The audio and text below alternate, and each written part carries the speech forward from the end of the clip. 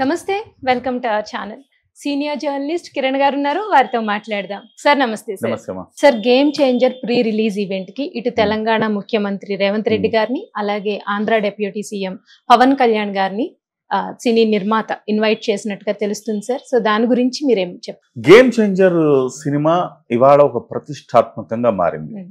అటు దిల్ రాజుకి ప్రతిష్టాత్మకమే, మెగా ఫ్యామిలీకి ప్రతిష్టాత్మకమే. ఇంత ప్రతిష్టాత్మకమైన సినిమా ఇటీవల కాలంలోనూ పుష్ప 2 మనం అవునన్నా కాదన్నా ఎంత చెప్పినా సినిమా నిర్మాతలు చెప్పినంత కాకపోయినా సినిమా అయితే హిట్ అయింది కదా. డెఫినెట్గా అటు హిందీలోను తెలుగులోను మంచి స్కోర్ చేసింది సినిమా. ఈ పరిస్థితుల్లో ఈ గేమ్ చేంజర్ కూడా దీన్ని కూడా అంతకు మించి చెయ్యాలన్న ఒక సంకల్పం అయితే వీళ్ళలో కనపడుతోంది. ఆ దిశలో పవన్ కళ్యాణ్ గారిని పిలిస్తే ఎలా ఉంటుందని గత కొంతకాలంగా చర్చ ఉంది.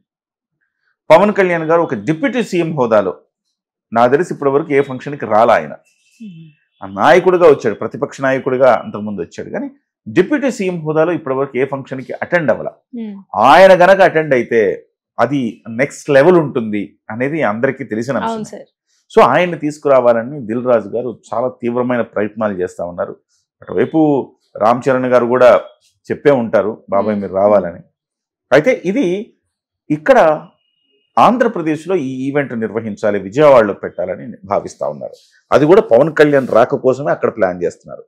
ఏకకాలంలో ఇక్కడ పెడితే రేవంత్ రెడ్డి గారిని ఆహ్వానించవచ్చు, అక్కడ పెడితే పవన్ కళ్యాణ్. కానీ ఆంధ్రప్రదేశ్లో పెట్టి ఈ రేవంత్ రెడ్డి గారిని కూడా రమ్మంటం అనేది భావ్యం కాదు, అలా జరగదు. సో బహుశా 2 రిలీజ్ ఈవెంట్ ప్రీ రిలీజ్ ఈవెంట్లు పెట్టే అవకాశం కూడా లేదు.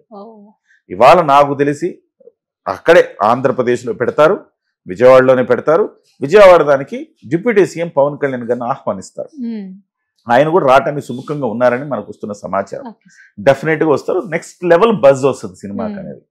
ఇటువైపు రేవంత్ రెడ్డి గారిని పిలవాలంటే ఒక చిన్న సమస్య ఏంటంటే ఇప్పుడే కొంచెం హాట్గా ఉంది.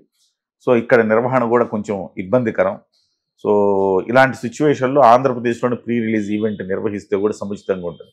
సక్సెస్ మీట్కి రేవంత్ రెడ్డి గారిని పిలవాలని కూడా ఒక ఆలోచన. సక్సెస్ మీట్ జరుపుతున్నప్పుడు ఆ రోజు రేవంత్ రెడ్డి గారిని పిలిచి ఆయనతోటి, ఎందుకంటే ఈయన ఎఫ్డీసీ చైర్మన్గా ఉన్నారు, ఈయన పిలిస్తే ఆయన కాదనేది లేదు. డెఫినెట్గా తెలంగాణలో ఆయన ఎఫ్డీసీ చైర్మన్, ఆయనే నిర్మాత అయిన సినిమాకి రేవంత్ రెడ్డి గారిని పిలిస్తే డెఫినెట్గా వస్తాడు, అందులో డౌట్ ఏం లేదు. కాకపోతే ప్రస్తుతానికైతే ఆంధ్రప్రదేశ్లో నిర్వహించాలని భావిస్తున్నారు. అమెరికాలో ఇప్పటికే నిర్వహించిన ఈవెంట్ ద్వారా ఒక మంచి బజ్ వచ్చింది సినిమాకైతే, మంచి ఇది వచ్చింది.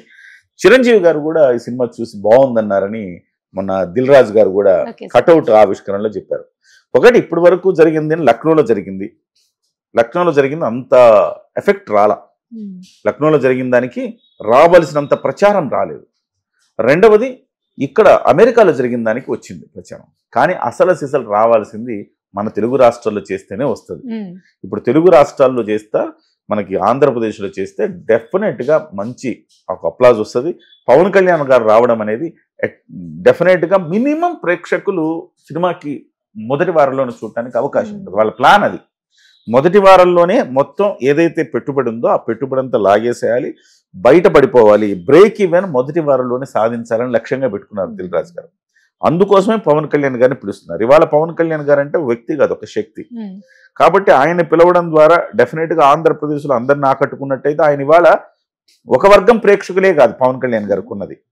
పవన్ కళ్యాణ్ గారు అన్ని వర్గాల వారిని ఆకట్టుకున్నాడు. ఇవాళ ఒక పొలిటీషియన్గా, సినిమా వాడిగా ఒక వర్గం ప్రేక్షకులుగా ఆయన ఉండొచ్చు, కానీ పొలిటీషియన్గా ఆయన అన్ని సామాజిక వర్గాల వాళ్ళు ఆయనకి ఫ్యాన్స్గా మారిపోయారు పొలిటికల్గా. కాబట్టి ఇది అదనపు అడ్వాంటేజ్ గేమ్ చేంజర్కి అవుతుంది. కాబట్టి అక్కడ పిలుద్దామని భావిస్తూ ఉన్నారు. డెఫినెట్గా పవన్ కళ్యాణ్ గారు కూడా అంగీకరించారు అని మనకు వస్తున్న సమాచారం. కాకపోతే ఇప్పుడే చెప్పరు కాబట్టి కొంచెం దగ్గర పడే కొద్ది 4వ తారీఖు కానీ 5వ తారీఖు కానీ ఈవెంట్ నిర్వహించబోతా ఉన్నారు. ఎస్పెషల్లీ రామ్ చరణ్ గారు చేస్తున్న క్యారెక్టర్ కూడా ఇందులో రాజకీయాలకి చాలా దగ్గరగా ఉంటుంది. ఈ అంశాలన్నీ కూడా దిల్ రాజు గారు పవన్ కళ్యాణ్ గారితో చెప్పినట్టుగా చెప్తా ఉన్నారు. పవన్ కళ్యాణ్ గారి ఐడియాలజీ ఏదైతే ఉందో ఆ ఐడియాలజీకి దగ్గరగా సినిమా ఉంది అనేది చెప్పారట ఆయన. మీ ఐడియాలజీకి దగ్గరగా ఉంది కళ్యాణ్ గారు, సో 4 ఏళ్ల క్రితమే రాసుకున్నాం కదని. కానీ ఇవాళ మొన్న జరిగిన సంఘటనలన్నింటినీ కూడా ఇందులో ప్రస్తావించినట్టుగా కూడా మనం చూడొచ్చు. ఈవీఎంల ట్యాంపరింగ్ కానివ్వండి, ఓటింగ్ జరిగే విధానం కానివ్వండి. సో ఒక పొలిటీషియన్కి గతంలో మీరు చూస్తే ముఖ్యమంత్రి జగన్మోహన్ రెడ్డికి అప్పుడున్న ఎలక్షన్ కమిషనర్కి పెద్ద వార్ జరిగింది. దాన్ని కూడా దృష్టిలో పెట్టుకొని ఈ సినిమా కథను రూపొందించినట్టుగా చెప్తున్నారు. ఇక్కడ జగన్మోహన్ రెడ్డి గారికి చురకలు, పవన్ కళ్యాణ్ గారికి వీరతాళ్లు వేస్తారు సినిమాలో, అంటే ఈ క్యారెక్టర్ వైజ్ అని చెప్పి చెప్తా ఉన్నారు. సో పవన్ కళ్యాణ్ గారు, రామ్ చరణ్ గారు ఎలక్షన్ కమిషనర్ పాత్ర కూడా పోషించబోతా ఉన్నారు. కాబట్టి ఇవన్నీ చూసిన తర్వాత పవన్ కళ్యాణ్ గారు పొలిటికల్ టింట్ ఉంది కదా ఈ సినిమాలో, బట్ మనం హాజరైతే బాగుంటుందని కూడా ఆయన భావించారట. ఆయన తీసుకురాబోతున్నారు. సక్సెస్ ఈవెంట్కి మాత్రం రేవంత్ రెడ్డి గారు, చిరంజీవి గారు వీళ్ళిద్దరిని సక్సెస్ ఈవెంట్ హైదరాబాద్లో నిర్వహించాలని